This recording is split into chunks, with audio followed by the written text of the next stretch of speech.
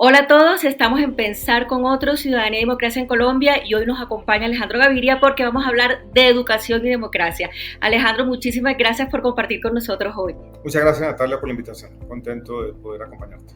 Entonces vamos directo al grano. ¿Cuáles son estas conexiones que ves entre la democracia y la educación en el contexto actual que estamos viviendo tanto en Colombia como en América Latina? Yo veo como dos o tres conexiones así de entrada a una pregunta que es esencial en mi opinión. La primera es la conexión a través de la desigualdad. La educación de alguna manera es el mecanismo más expedito que tenemos para tener sociedades más igualitarias, con mayor movilidad social y de esa manera, teniendo sociedades más igualitarias, se fortalece la democracia. Entonces, es un canal indirecto pero muy importante. La segunda ya es la conexión más directa entre, digamos, el papel de la educación para promover lo que uno podría llamar virtudes republicanas y de esa manera fortalecer las democracias. Hemos dicho en otras conversaciones que es difícil imaginar la democracia con altos niveles de desigualdad y sin virtudes democráticas. Yo creo que ahí es donde juega un papel la educación fundamental en generar sociedades con mayor movilidad, mayor legitimidad, mayor inclusión. Y segundo, la educación nos ayuda también a promover lo que quiero llamar virtudes republicanas, el valor de lo público, el valor del otro, que es un poco el tema de esta conversación, Natalia. Esta relación es igual cuando la educación es privada, o sea, la educación privada y la pública representa la misma relación o esto cambia.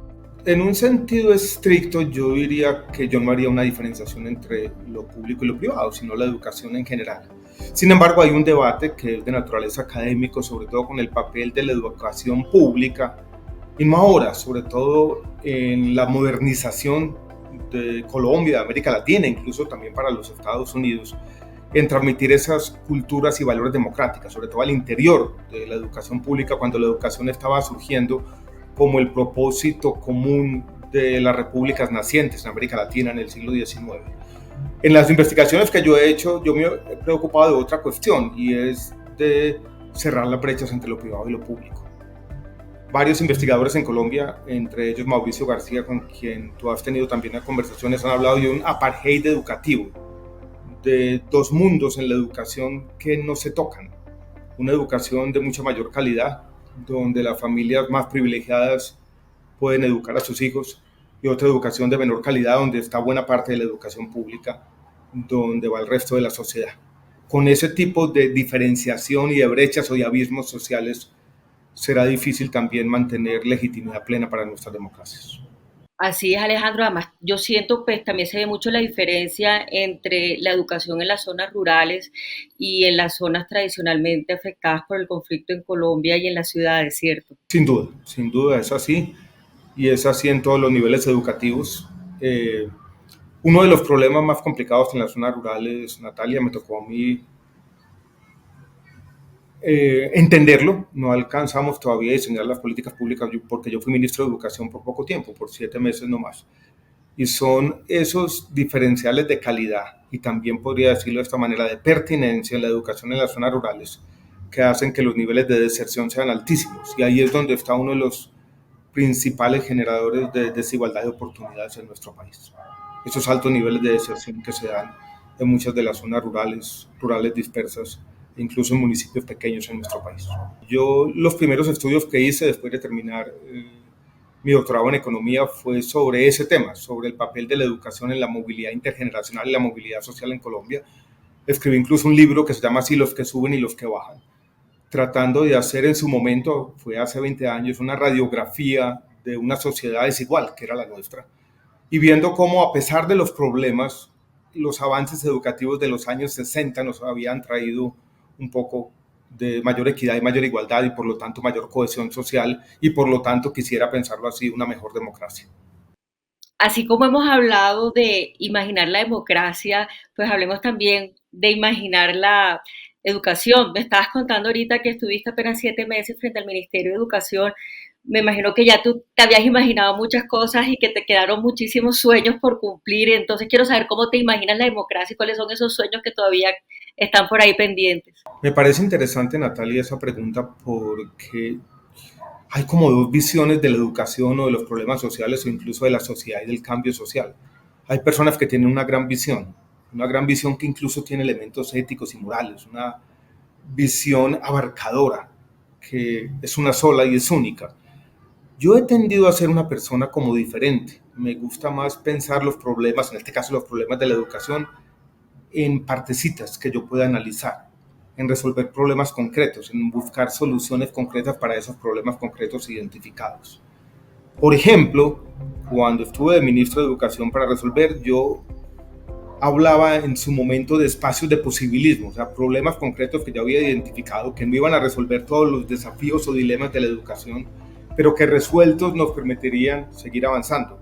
Uno era el problema de la financiación de la educación, sobre todo la educación preescolar, que necesita en Colombia una reforma a la Constitución, a lo que se conoce como el Sistema General de Participaciones.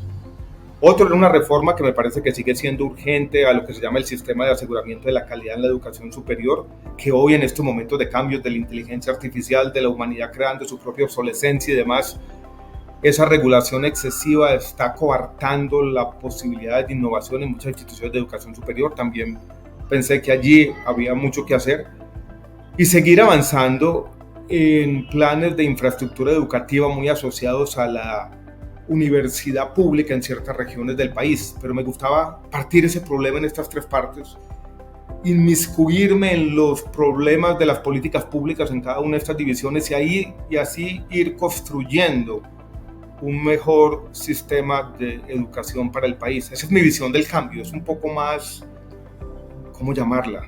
Ingenieril, más, yo la llamo a veces posibilista.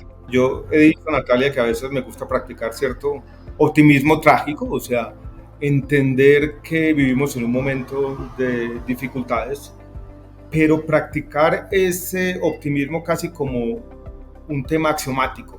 En este sentido, Natalia, en el sentido de que todos podemos contribuir, de que cada uno de nuestros ámbitos puede construir, así sea marginalmente, una sociedad mejor.